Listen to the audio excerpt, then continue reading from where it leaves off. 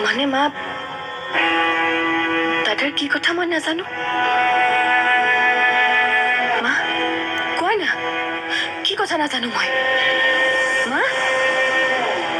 মা কোৱাচোন অলু বিজয় ঘৰলৈ নিয়াৰ কথাটো আচলতে এওঁ ক'ব বিচাৰিছে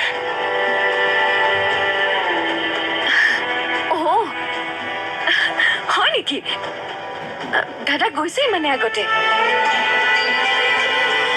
ভালেই হ'ল মা আমিও সোনকালে যাওঁ বোলা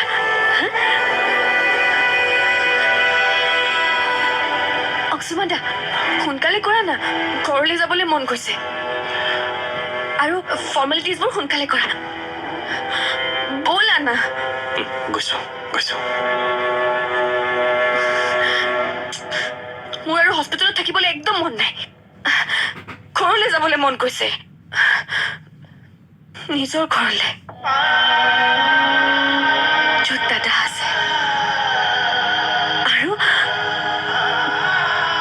মা থাকিব আমাৰ লগত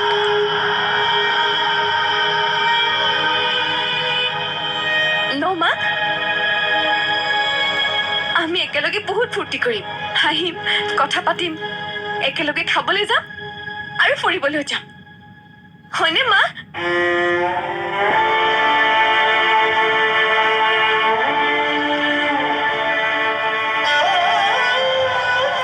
অংশুমান দা ব'লা না সোনকালে কৰা যোৱা যাওঁ ৰবা যাওঁ মই আহি আছো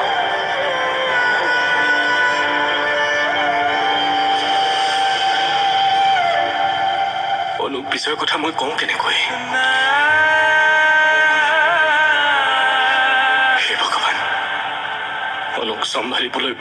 শক্তি দিবা মোক আণ্টি আপুনি আহিবচোন এবাৰ ডক্টৰে কিবা ক'ব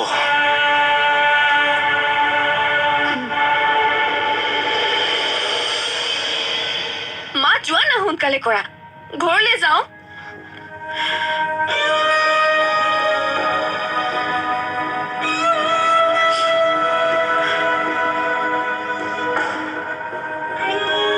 আজি ঘৰলৈ যাম দাদাক লগ পাম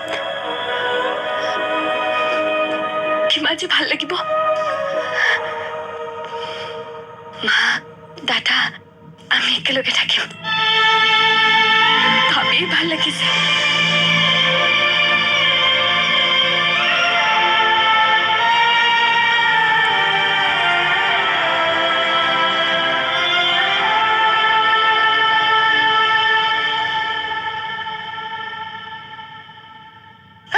ক'ত যে থয় মানে বিচাৰিবলৈ টান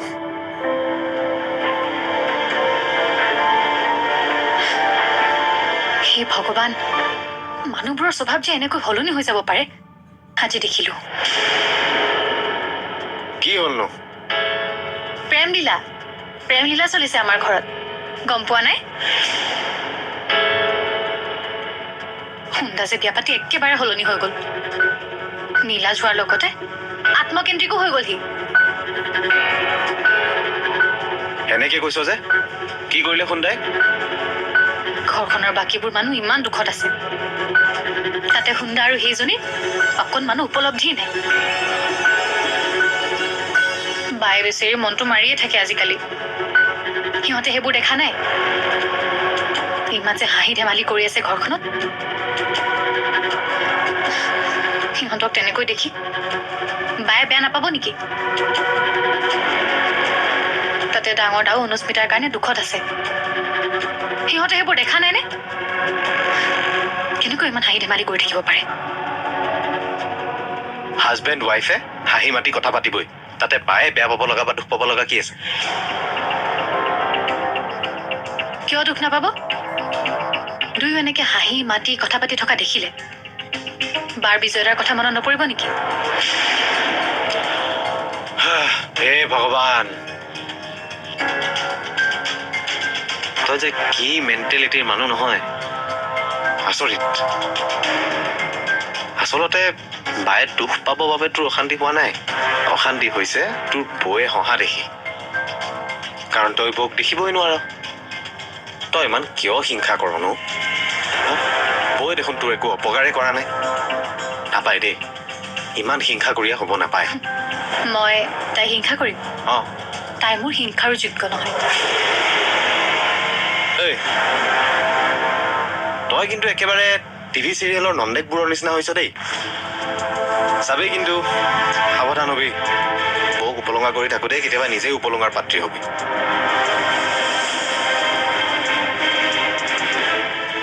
কি কি ক'লি তই তোক সোনকালে বিয়া দি দিব লাগিব বুজিছ নহ'লে তই বৌক জ্বলাই মাৰিবি যি দেখিছো তাই বৰ চামচাটো তই যে নহয় পাক্কা পিছত ঘৈণীৰ কথা মতে উঠা বহা কৰিবি সেইটো মই চিয়ৰ বৌকে ইমান তেল মাৰ ৱাইফকটো কি নকৰিবি এই সন্মান কৰাটোক তেল মৰা বুলি নকয় আৰু শুন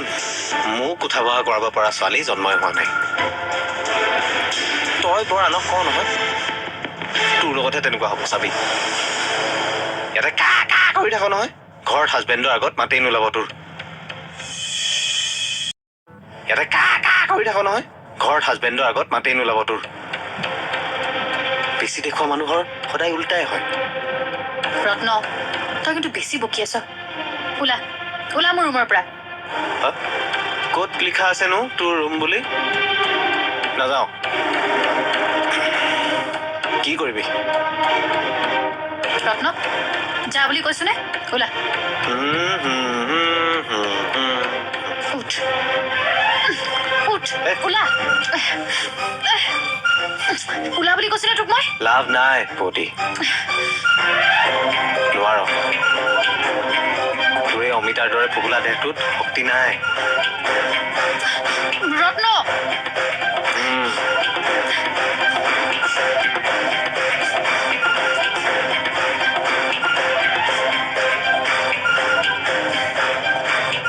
খুন্দাহঁতক দেখি জ্বলিছিলি নহয়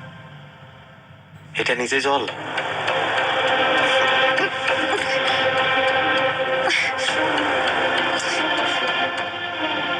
মোক অমিতাৰ দৰে ফুপুলা বুলি ক'ব আহে নিজে কি কথা ঘূৰ মিচলীয়া চাবা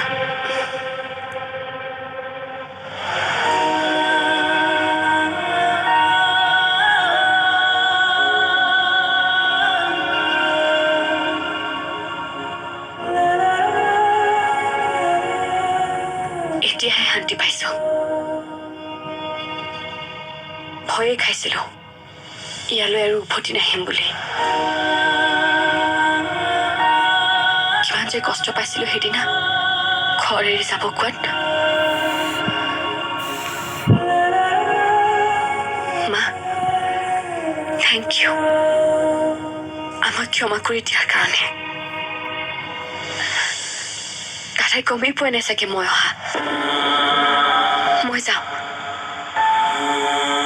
অংশুমান দা তুমি আহা ভিতৰলৈ দাদা দাদা দাদা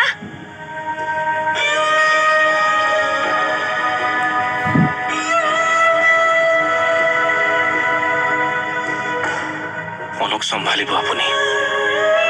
মই আহোঁ এতিয়া আপোনাৰ হাতত অনুক চম্ভালো যেতিয়া মোৰ আৰু টেনশ্যন নাই আৰু আমাৰ ঘৰখনৰ মানুহকো পাৰে যদি ক্ষমা কৰি দিব যি ঘটনা হৈ গ'ল তাত আচলতে কাৰো দুখ নাই এয়া ভাগ্যৰে লিখন কি জানি আহোঁ অংশুমান থেংক ইউ ইমানখিনি অনুস্মৃতিৰ কাৰণে কৰাৰ বাবে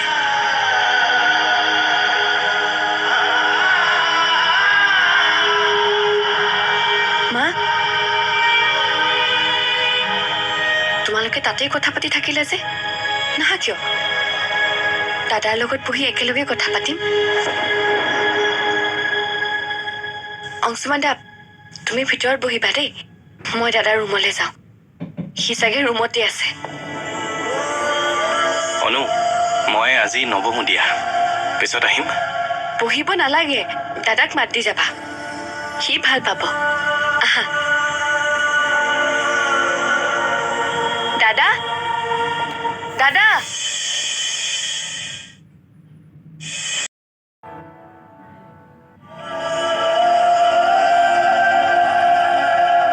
বিজয়ক বিচাৰিছে